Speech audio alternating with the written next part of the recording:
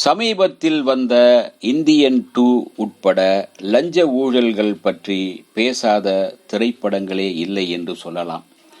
எல்லா துறையிலும் உள்ள ஊழலை சொல்லும் சினிமாக்காரர்கள் சினிமா துறையில் உள்ள ஊழலை சொல்வதில்லை என்பது வேறு விஷயம்.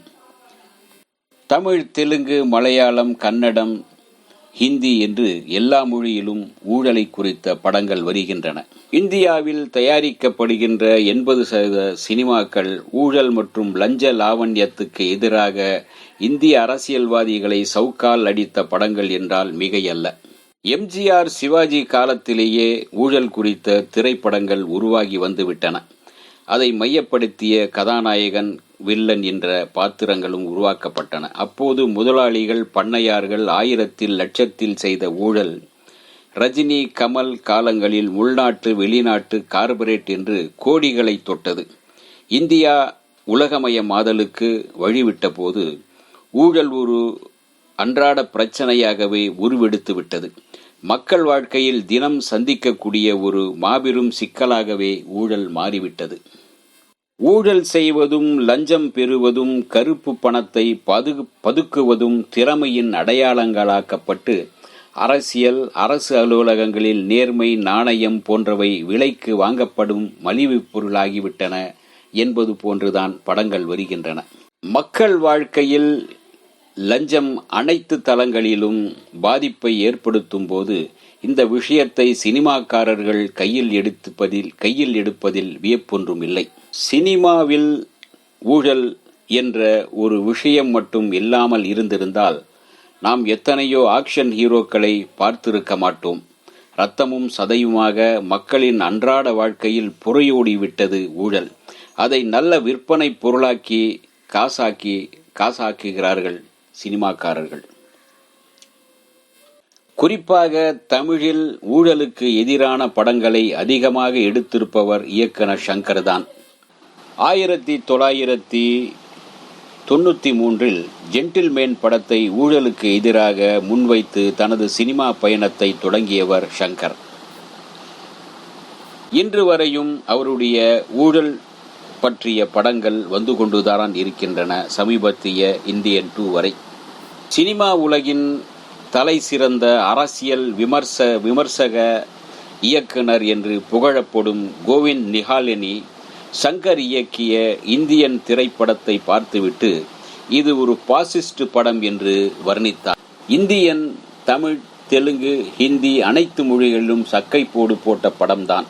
அப்படி சக்கைப்போடு போடுவதற்கு நடிகை ஊர்மிளாவின் பாவாடை காற்றில் பறந்ததும் ஒரு காரணம்தான். மக்களின் போராட்ட உணர்வை சாதகமாக்கிக் கொண்ட சங்கரின் சாமர்த்தியம் மற்றொரு காரணம் இந்தியன் வெற்றிக்கு. சங்கரின் இந்தியன் தாத்தா ஊழலுக்கு எதிராக செய்கிற அதிரடி கொலைகளை அடுத்து அவர் இந்திய ஊடகங்களில் மிகப்பெரிய நாயகனாகவும் இளைஞர்களின் நம்பிக்கைக்குரியவனாகவும் இந்திய விகசனத்தின் ஏகபோக ஆதரவு பெற்றவர் போல காட்சிப்படுத்தப்பட்டிருந்தார். ஆனால் அதே படத்தில் தாத்தாவை அவர் எங்கிருந்தோ வரும் வான தூதன் போல மக்களை விட்டு தூரப்படுத்தி கொலைகளை எல்லாம் செய்து முடித்த பிறகு எங்கிருந்தாலும் ஊழல் அதிகாரிகளை பயத்தில் வைத்திருப்பது போல படத்தை முடித்திருப்பார் சங்கர். ஊழல் செய்தவர்களின் பணத்தை ஊழல் செய்து, அதாவது கொள்ளையடித்து மருத்துவமனை கட்டும் ஜென்டில்மேன் கதாநாயகியோடு நடனமாடுவதோடு காதல் செய்வதோடு இருந்தாலும் அவ்வப்போது மந்திரி மாமா செய்யும் ஊழலை கண்டுபிடிக்கும் வித்தியாசமான காதலன், ஊழல் செய்பவர்களுக்கு கொலையை பரிசாக தரும் இந்தியன், ஆட்டை கடித்து மாட்டை கடித்து முன்னாள் முதல்வரையே கொலை செய்யும் முதல்வன், ஊழல் செய்கிறவர்களை சாஸ்திரப்படி தண்டிக்கும் அந்நியன், உலகத்தில் உள்ள கருப்பு பணத்தை கருப்பு வழியில் சென்று வெள்ளையாக்கும் சிவாஜி என்று சங்கரின் ஊழலை வேறறுத்த சாகச திரைப்படங்கள் வெண்திரையை வெடித்து வந்து மக்கள் மனதில் ஒரு ஊக்கத்தையும் ஒரு உற்சாகத்தையும் ஏற்படுத்தி இருக்கின்றன. அந்த படங்களில் அவர் சொன்னது எதுவும் கடுகளவுக்கு கூட நடக்காது என்பது யாவருக்கும் தெரிந்ததே. இருந்தபோதும் ஊழலின் கரங்கள் ஆக்டோபஸ் போல எங்கும் வியாபித்திருப்பதாலும் அந்த ஊழலால் வெகுஜன மக்கள் பாதிக்கப்பட்டிருப்பதாலும் அதை வியாபாரத்தின் கருவாக பொருளாக எடுத்துக்கொண்டு சாகச ஹீரோவை படைக்கிறார்கள். இப்படிப்பட்ட ஹீரோக்களை உருவாக்குவதற்கு கோடி கோடியாக செலவு செய்வதே ஒரு ஊழல் என்பது கூட அவர்களுக்கு தெரியவில்லை. ஊழலை ஒழிக்கும் ஹீரோக்களாக நடிக்கின்றவர்கள் வாங்குகின்ற சம்பளம் கருப்பில் பாதியும் வெள்ளையில் பாதியும் தான் வாங்கி அவர்களும் ஊழல் செய்கிறார்கள். சில டைரக்டர்கள் தயாரிப்பாளரின் தலையில் மிளகாய் அரைத்து, அதாவது அதிக செலவு செய்து ஊழல் செய்கிறார்கள். இன்றைக்கு ஊழலை ஒழிப்பதென்பது சாகசம் செய்யும் ஹீரோக்களாலோ அப்படி ஒரு கருத்தை தாங்கி வரும் திரைப்படங்களாலோ முடியாத காரியம். காரணம், இவர்களின் சினிமாவில் ஊழலுக்கு முக்கிய காரணமாக இருப்பவர்கள் வெறும் அம்புகளே. எந்தவித குறிப்பான ஆதாரங்களும் எடுத்துக்காட்டுகளும் இல்லாமல் இவர்கள் சித்தரிக்கின்ற மக்களுக்கு எதிராக ஊழல் புரிபவர்கள் நகராட்சி ஊழியர்களும் ரேஷன் கடை ஊழியர்களும் கடைநிலை ஊழியர்களும் தான்.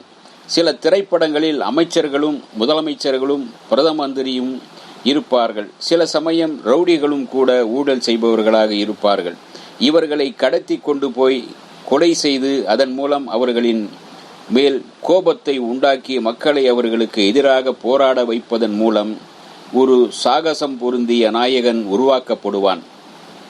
அவன் செய்த கொலைகளுக்கு அவனே வாதாடுவான், நியாயம் கேட்பான்.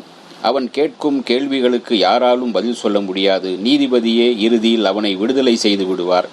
அவன் சொல்வதை நீதிபதி முதற்கொண்டு ஐநா சபை தலைவர் வரை கேட்பார்கள். அந்நியன், ரமணா, சாமுராய், கந்தசாமி, தமிழன், சிட்டிசன், ஆரம்பம், நிமிர்ந்து நில், தற்போது வந்துள்ள இந்தியன் 2 வரை ஊழல் பற்றிய திரைப்படங்களை இங்கே சொல்ல ஆரம்பித்தால் இடம் போதாது.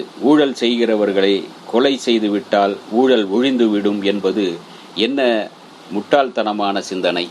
அவர் இறந்துவிட்டால் அவர் இடத்திற்கு இன்னொருவர் வருகிறார். அவருடைய மகனோ அவருடைய மகளோ அவருடைய இன்னொரு பார்ட்னரோ ஊழல் செய்ய வருகிறார். இப்படி ஊழல் செய்தவர்களை எல்லாம் கொலை செய்து கொண்டே போக முடியுமா?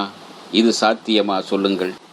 தமிழ்நாட்டில் ஊழலுக்கு எதிராக பல நடிகர்கள் குதித்தார்கள். அதில் ஒரு பிரபல இளம் நடிகர் நகைக்கடை விளம்பரத்தில் 3 நிமிடம் நடிக்க 3 கோடி வாங்கி கொண்டு வந்து மேடையில் நடித்தார்.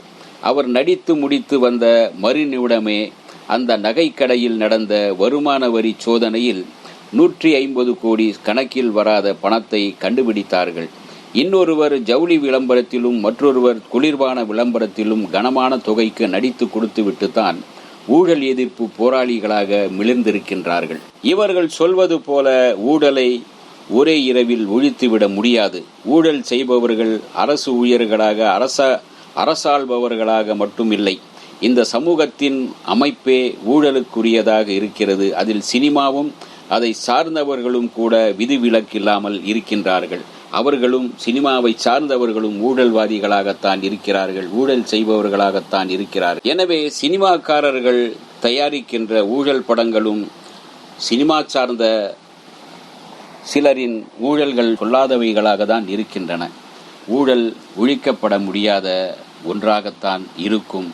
அது அவ்வளவு சீக்கிரத்தில் முடியாது என்பதை இங்கு உணர்வது முக்கியம். இந்த வீடியோ உங்களுக்கு பிடிச்சிருந்தா லைக் பண்ணுங்க, ஷேர் பண்ணுங்க, கமெண்ட் பண்ணுங்க, சப்ஸ்கிரைப் பண்ணுங்க, மறக்காம பெல் ஐகானை கிளிக் பண்ணுங்க.